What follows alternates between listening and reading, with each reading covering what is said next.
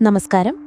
കേരളത്തിന്റെ നിയമചരിത്രത്തിൽ ഇത്രയധികം കോളിളക്കം സൃഷ്ടിച്ച, ഇത്രയധികം ചർച്ച ചെയ്യപ്പെട്ട മറ്റൊരു കേസുണ്ടാകുമോ എന്ന് സംശയമാണ്. ഒരു കള്ളൻ കാത്ത സത്യത്തിന്റെ കഥ, നീതിക്കു വേണ്ടി ഒരു ജനത നടത്തിയ പോരാട്ടത്തിന്റെ കഥ, സിസ്റ്റർ അഭയ കൊലക്കേസ്. 28 വർഷം നീണ്ട ആ നിയമ പോരാട്ടത്തിന്റെ നാൾവഴികളിലേക്ക് നമുക്കൊന്ന് തിരിഞ്ഞു നോക്കാം.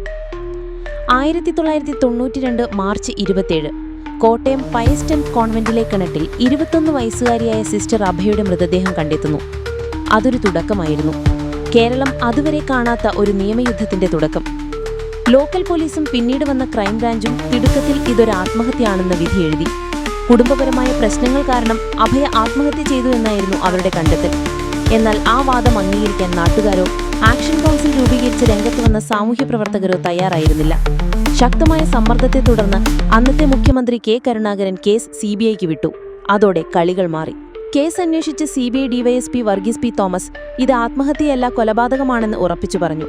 എന്നാൽ കേസ് ആത്മഹത്യയാക്കി തീർക്കാൻ തന്റെ മുകളിലുള്ള ഉദ്യോഗസ്ഥനായ SP.V. ത്യാഗരാജൻ സമ്മർദ്ദം ചെലുത്തുന്നു എന്ന് പരസ്യമായി വെളിപ്പെടുത്തിക്കൊണ്ട് വർഗീസ് പി തോമസ് സർവീസിൽ നിന്ന് രാജിവെച്ചു. ഇത് കേസിൽ വലിയൊരു വഴിത്തിരിവായി. പിന്നീട് വന്ന CBI സംഘങ്ങൾ പലതവണ കേസ് അന്വേഷിച്ചു. പ്രതികളെ കണ്ടെത്താനായില്ല എന്ന് പറഞ്ഞ് കേസ് അവസാനിപ്പിക്കാൻ അവർ കോടതിയെ സമീപിച്ചു. എന്നാൽ 1997, 2000, 2006 വർഷങ്ങളിൽ കോടതി ആ അപേക്ഷ തള്ളി. കേസ് തുടരാൻ ഉത്തരവിട്ടു.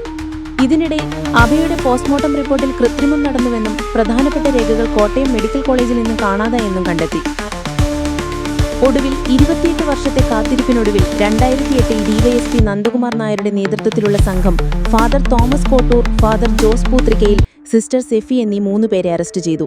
കോൺവെന്റിലെ അടുക്കളയിൽ വെച്ച് പ്രതികളുടെ മോശമായൊരു സാഹചര്യം അഭയ കാണാനിടയായെന്നും ഈ വിവരം പുറത്തു പറയുമെന്ന് ഭയന്ന് അവർ അഭയയെ തലയ്ക്കടിച്ച് കിണറ്റിലിട്ട് കൊലപ്പെടുത്തിയെന്നുമായിരുന്നു CBIയുടെ കണ്ടെത്തൽ. ഈ കേസിൽ നിർണായകമായത് അടയ്ക്ക രാജു എന്നറിയപ്പെടുന്നൊരു സാക്ഷിയുടെ മൊഴിയായിരുന്നു.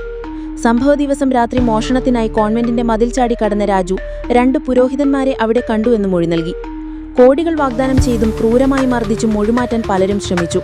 എന്നാൽ 28 വർഷവും ആ കുഞ്ഞിന് നീതി കിട്ടണമെന്ന് പറഞ്ഞ് രാജു തന്റെ മൊഴിയിൽ ഉറച്ചുനിന്നു.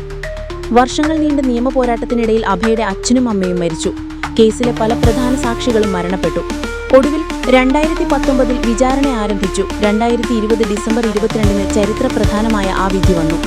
ഫാദർ തോമസ് കോട്ടൂരിനും സിസ്റ്റർ സെഫിക്കും ജീവപര്യന്തം തടവ്. ഫാദർ ജോസ് പൂത്രിക്കയിലിനെ തെളിവുകളുടെ അഭാവത്തിൽ വെറുതെ വിട്ടു.